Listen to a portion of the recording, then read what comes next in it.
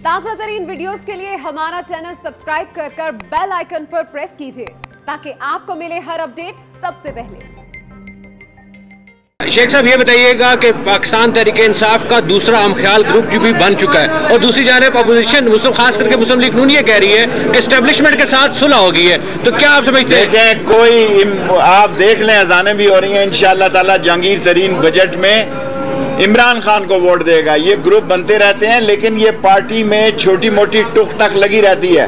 ये कोई बड़ा मसला नहीं है कि जिस पे बात की जाए। एस्टेब्लिशमेंट सुलह, सऊदी अरब एक कामयाब तरीन दौरा था।